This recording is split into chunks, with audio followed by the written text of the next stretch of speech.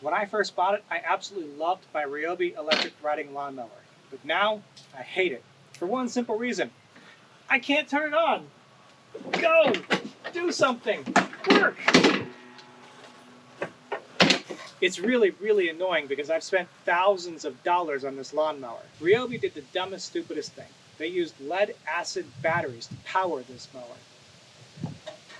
Now, if you're in something like a car, lead-acid batteries are fine because we use our cars pretty much every day, all the time, and they're constantly getting powered by the very nature of running our cars so frequently. On the other hand, if you're an electric riding lawnmower, not only do you go months with not using it due to winter, but you also depend much more heavily on the battery itself. You don't have a gas engine backing up and constantly powering it. It's the only thing making this go. The worst thing you can do to a lead-acid battery is to use more than half of its energy. And unfortunately, mowing my yard takes about 3/4 of the power that this thing provides. So every time I mowed my lawn, I damaged the batteries in my lawnmower. Even though I made sure to keep it plugged in all throughout the winter, eventually this thing died and would not power on anymore. Now, there is a temporary fix you can do. You can get one of these. This is a slow charger system. You can plug it into a lead-acid battery and kind of bring it back to life for a while. I did that about 2 months ago. And need I remind you, it won't start! Now, if you've been paying attention, I actually have a robot lawnmower that takes care of my front yard. If you're wondering, why don't I just use that? Check out my other review on the robot lawnmower, but the simple answer is, it actually can't do my backyard. It's pretty frustrating. So today, what we're going to do is replace the lead-acid batteries in this lawnmower, all 4 of them, with lithium ion phosphate battery packs. They are a drop-in replacement. That is, you take out the old batteries, you put in the new, you wire them up exactly how the old batteries were wired up, and everything should just work. This should be simple enough. Stick around, we'll find out if it really is. Now you're only going to need a few tools for this. You'll need a screwdriver. I'm just going to use my handy dandy iFixit kit. Never hurts.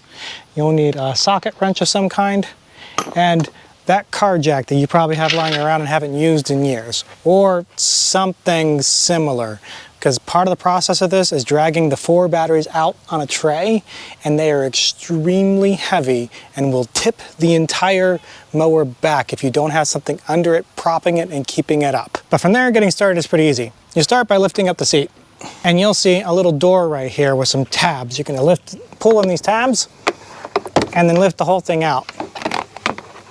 Now, I've already taken apart my mower once, and you'll notice a difference. What you should have is that plug system locked into place by a little green metal tab and screw. I took this apart and rejuvenated the batteries with the slow system I mentioned, and when I reinstalled this bracket, I put it in backwards, and the hole for the metal thing was on the wrong side, and so I couldn't put it back in.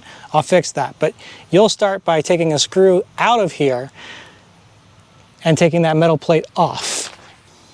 It looks like this. Once you have it out, that will release this coupling system right here, which you will pull apart.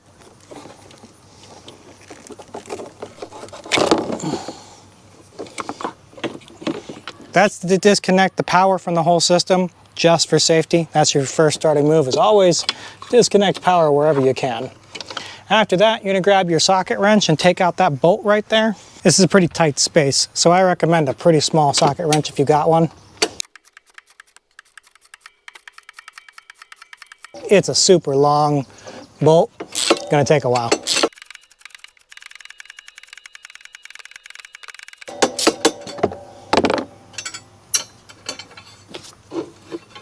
Did I mention that's a super long bolt? All right.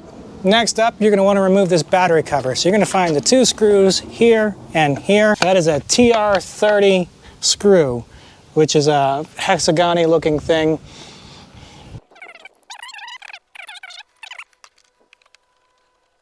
Find the other 2 screws down here.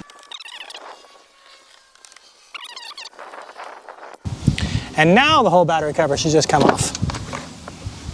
That is your battery compartment system. This whole tray can pull out, but you have to start by taking out the 2 bolts at the bottom. So you're going to take out these 2 bolts right here, but there is a nut underneath that you'll need to hold with a wrench, otherwise it will just turn forever. And you'll want to keep a hand on that too, because it's going to just fall out when you get this thing undone.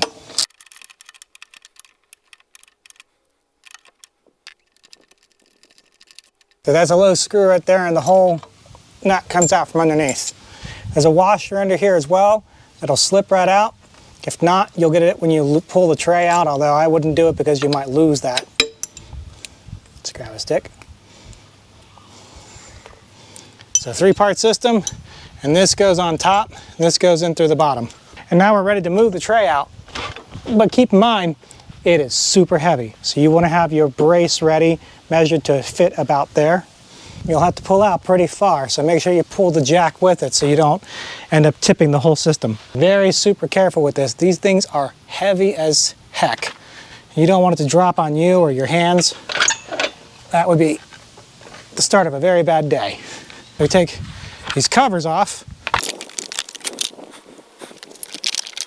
You're going to want to pay attention to how these are wired up, red to black, and so on, because you need to wire everything back exactly as it was to keep things in a sequence so it all correctly charges.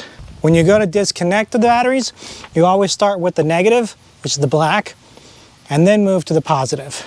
When you reconnect the batteries, you always start with the positive, red, and then move to negative. And just for sanity's sake, I'm taking a picture of how it was before I started. You won't be able to move this bracket until you get this disconnected because it's fed through into a bar. Pay attention to which side this tiny hole is on and which side this large hole is on. I've got the bracket backwards currently. I'm going to flip that around so I can reconnect everything properly when I'm done replacing these batteries. Now with those out, I should be able to pull the bracket out.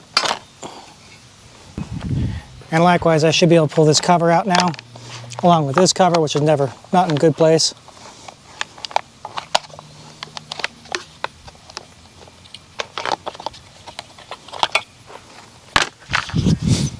I imagine all this dirt and grass wasn't helping, but that's Ryobi's design for you. It trapped grass inside this lawnmower pretty easily.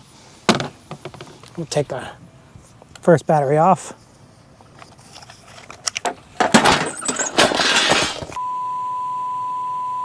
Like I said, you want to be super careful when doing all this. When I took the first 2 batteries off, they fell. So I put everything back in place how it was, and we'll continue on. As before, take the black off first.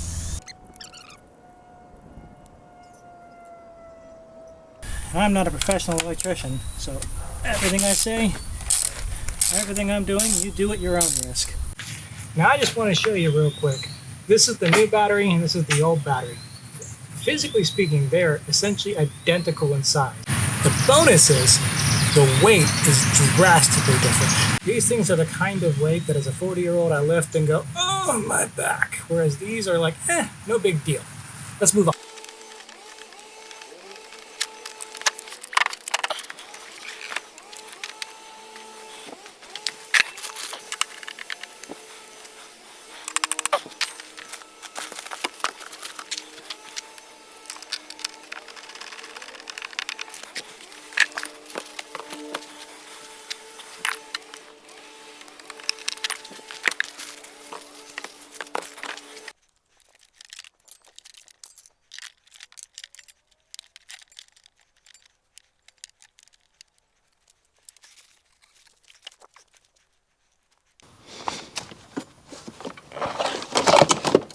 You can tell how much lighter that is compared to before.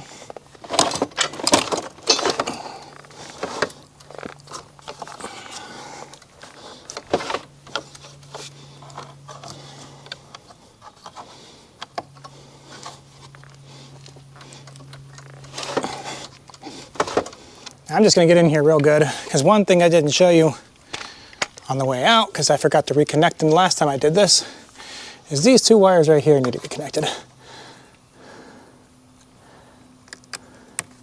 There we go. Oh, they don't want to stay connected. I think that's my problem, is last time I reconnected them and they didn't stay connected. Yeah. And now we're all the way in. We can reconnect our 2 bolts there.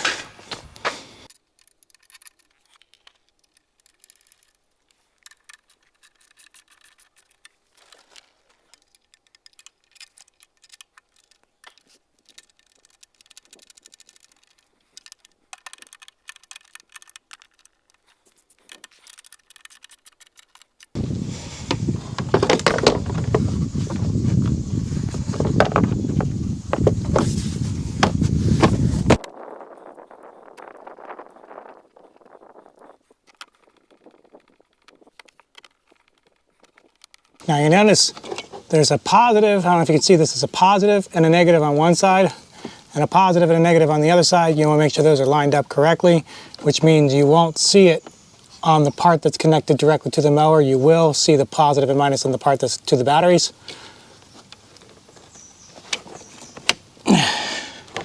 That is in. Now we need the big giant bolt.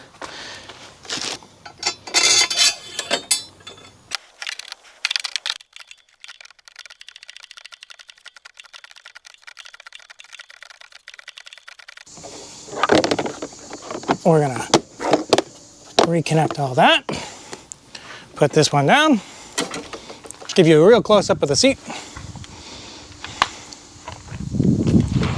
And now for the moment of truth. Will it turn on? Let's find out. Well, it didn't work. Or, well, it almost did. I just had to fix a couple things. You see, everything I've done up to this point is correct. But a couple of pieces of information I was told was not correct.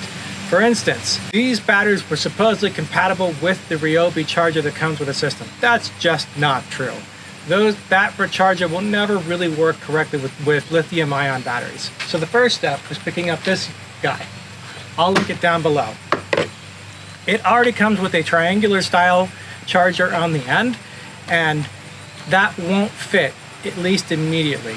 You can either do 2 things. You can go inside and dig out extra plastic that will prevent it from seating correctly, or you can do what I did. The plastic housing is held on by just 4 screws, and that's the same case for the Ryobi charger too. So I took the plastic housing off very carefully with this one because the wires came out on their own, and then I just swapped the plastic housings, and now it fits perfectly. And we'll charge the batteries without destroying them, which is always a good thing. So the batteries weren't charging earlier, now they are, but it still wouldn't turn on. There's one more thing I had to do. And depending on what batteries you buy, it may be different. If you buy other batteries, they may not get the right kind of voltage and you may need a pre-charged circuit. I didn't need that, however. Instead, I had to make a change to how the key works, and it was actually really easy. Here, I'll show you. Now, check this out. Instead of going to the right to turn on, I actually go to the left, and that works. So with these particular batteries, I'm not exactly sure on what the reasoning is, and I'll link to some of the information I found that wasn't very clear. But what I had to do was take out all the screws around here. Lift this up.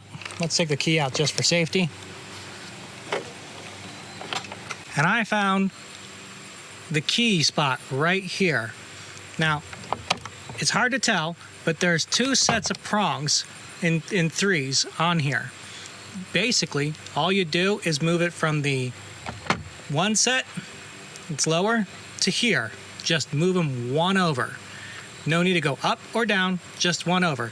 And that will rewire it to go to the auxiliary cable, the auxiliary side, and everything will work if you're using the batteries that I'll link below. If you're using other batteries, this may not be all you have to do. You'll need to check voltage, and if you're getting less than 48 volts, you'll need to get a pre-charged circuit.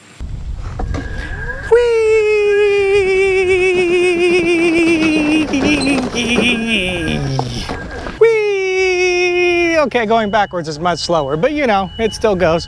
Whee! I'm gonna speed this up, I think. Whee!